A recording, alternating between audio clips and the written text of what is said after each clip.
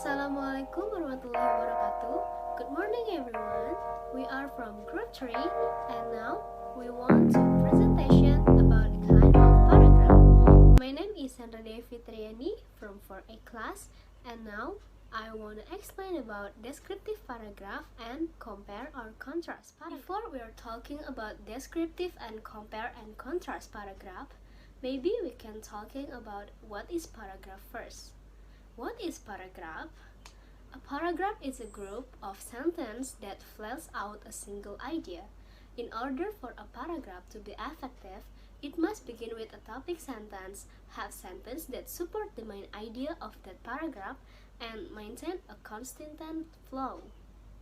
Okay, now let's start from descriptive paragraph. A descriptive paragraph is one that is describing a person, place, thing, animal, them, or idea to the reader. Descriptive press make use of the fifth sense, how something feels, smells, sounds, tastes, or looks. The more descriptive then you can get, the better picture you're providing your reader. A good descriptive paragraph will make them feel like they experience everything you're talking about. Descriptive paragraphs are powerful tools for fiction writers, as these paragraphs are responsible for setting the stage and telling the story.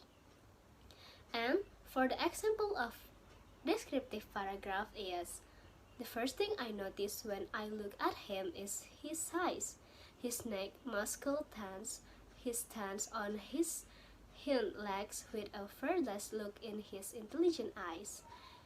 The ears on this rare Andalusian stallion are turned back, and his coat is as black as a moonless night. And next is compare or contrast paragraph. The comparison paragraph compares the subject and discusses how they are alike and lists a few examples. In the contrast paragraph, the subjects are discussed as how they are different, again listing a few examples. In a compare and contrast paragraph, you write about the similarities and the difference between two or more people, place, things, or ideas. This is example of compare or contrast paragraph. Basketball and soccer. Basketball and soccer are sports with many similarities and differences. Both sports are fun to play, and each one has many beneficial qualities. Here are some of the similarities and differences with basketball and soccer.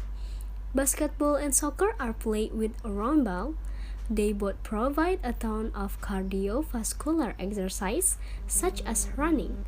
So, if you want to get in shape, these are the sports to play. A referee judges each game. When a player breaks the rules, he or she is called for a foul. A soccer player receives a red or yellow card, and basketball player is called for a foul. Finally, a score is kept in each game. The team with the highest score wins. Even though basketball and soccer are similar, differences do exist. Even though an athlete delivers the ball in both sports, a basketball player uses his hand and a soccer player uses his feet. Usually soccer is played outside on a large field, and basketball is played indoor on a court made out of wood. Basketball is played with 5 players and soccer has 11. And lastly, basketball has 4 quarters and soccer has 2 halves. In conclusion, both sports are fun and exciting to play, each one oversized and competitiveness. Also, they are unique in their own way. Hello everyone, my name is Endah Setiawati, and in this video, I will explain about cause and effect in the paragraph and narrative in the paragraph. Here we go. First, we need to understand what is cause and what is effect. Cause is matter or reason from something happen, like an action or condition, while effect is a result or consequence from what happened from the cause. The purpose from cause and effect paragraph is explain the reason that certain action happens or the result of an action.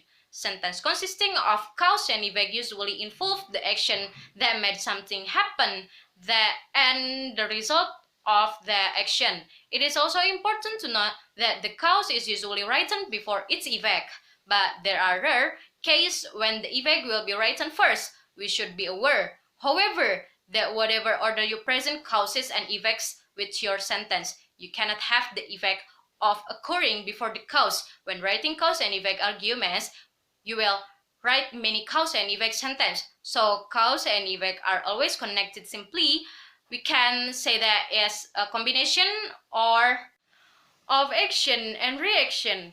Cause and effect paragraph can be used to understand the situation, to persuade, to predict outcome and solving problems. Cause and effect paragraph can be organized in either chronological order and reverse chronological order. Chronological order is the order in which the event occurred from first sentence to last sentence in the cause and effect paragraph. Reverse chronological order is the most important ideas are stated in the first sentence, while the accompanying idea are put in the last sentence. Second, the language structure that is often used in the cause and effect paragraph, such as first, use present tense, past tense, or future tense. Second, use verb and active or passive voice. And third, use transition. Third, transition word to show cause such as due to, because, since, as, caused by, the effect of, as a result of.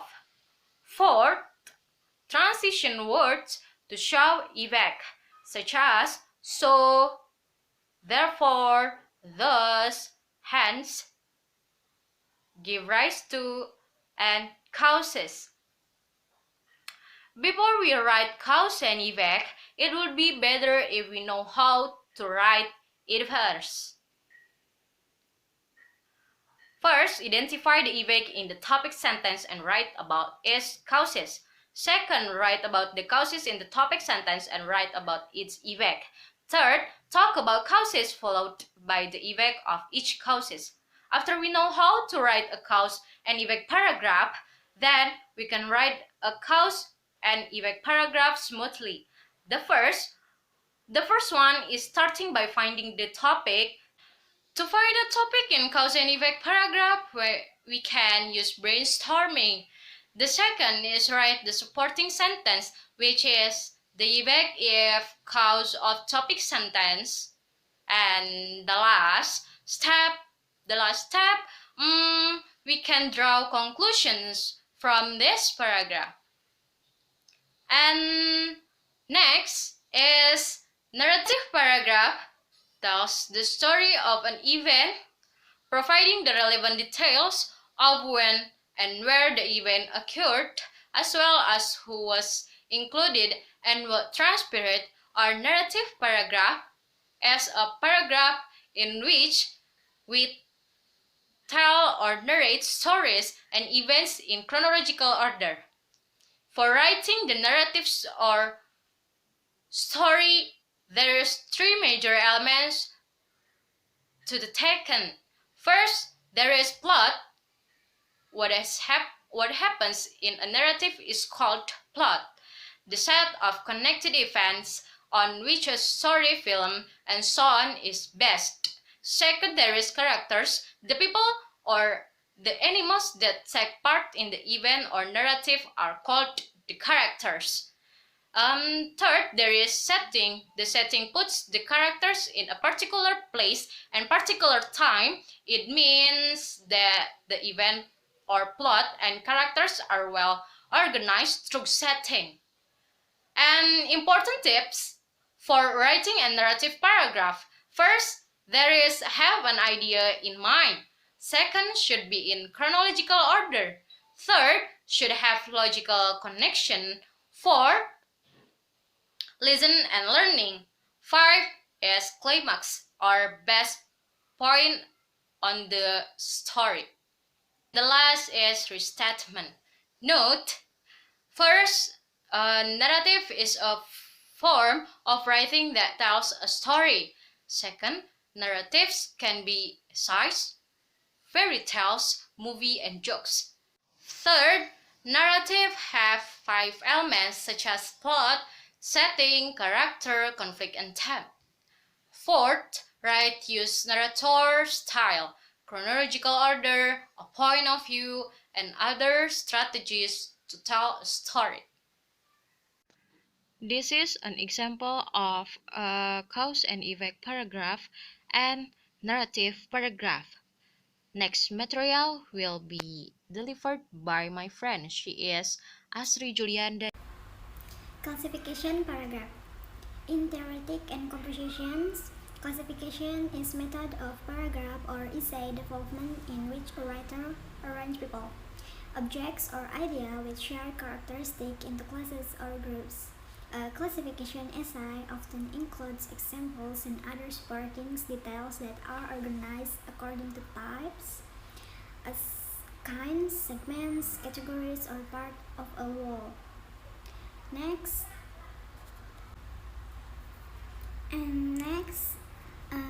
this is the examples of classification of paragraph. This talking about food and food categories like appetizer, desserts, and main course, and of course also discuss about the food itself, how the food contains, and for whom the food is, like that. So next is the structure classification paragraph. First is topic sentence, second identify, and third supporting sentence, and fourth concluding sentence. Topic sentence is the topic of the paragraph, and identify the content and purpose of paragraphs is usually the first sentence of the paragraph. And then concluding sentence is the concluding or summarize the main point of the paragraph. Next slide is how to write a classification paragraph. Step 1. Select the item to classify and create categories related to that item. Categorical items work best for this paragraph type rather than ideas, experience, or other indicatables. For example, sports shoes can be classified into running, walking, football, and others. Step 2. Compose a topic sentence that provides an overview for the entire paragraph.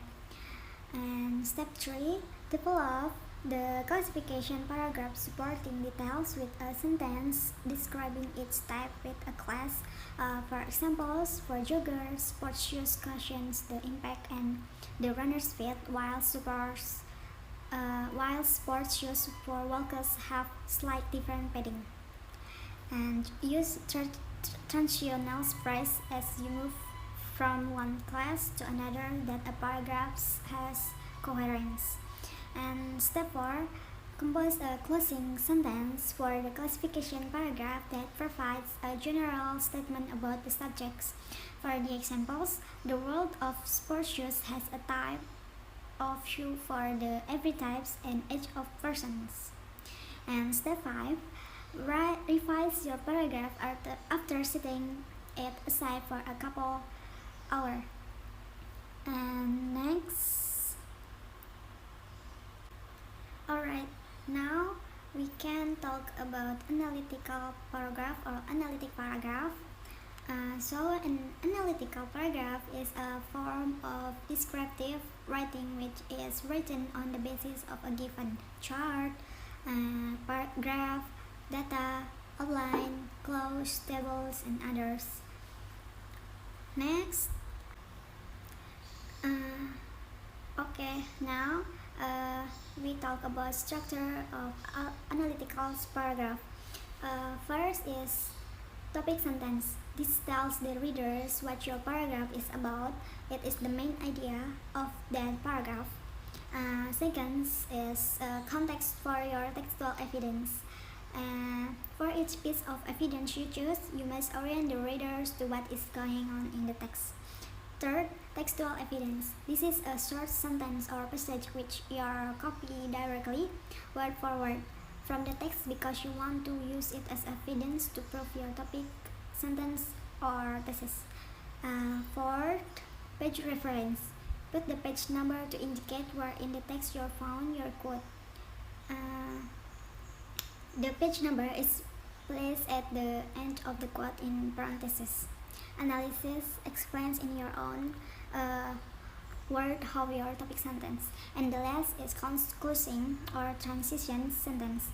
If you are writing just one analytical paragraph, then this sentence serves as your conclusions.